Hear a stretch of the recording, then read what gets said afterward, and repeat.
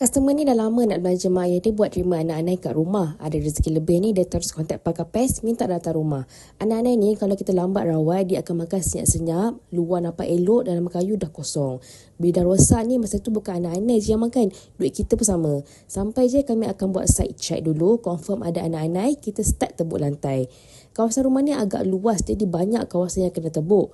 Lubang ni kecil je untuk kami masukkan racun terus ke dalam tanah. Untuk rawatan premium ni, kami gunakan racun premium Phantom 21.7 SC.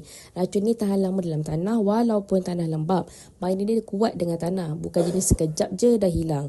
Cara racun ni bekerja slow release, anak-anak akan bawa balik ke koloni.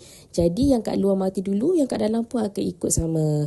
Lepas tu kita akan buat injection ke liling rumah. Ini macam kita nak buat pagar bawah tanah supaya anak-anak yang nak masuk dalam rumah tu fikir 2 kali. Dah settle injek racun dalam lubang, kita akan tutup balik lubang tu, kemas-kemas. Rumah pun boleh digunakan seperti biasa. Kami juga akan buat roof spray semua bahagian atas rumah supaya aktiviti anak-anak yang kat situ akan terhenti dan semuanya mati. Rawatan premium ni datang dengan 5 tahun waranti. Jadi kalau ada anak-anak semula, kami akan datang balik dengan percuma.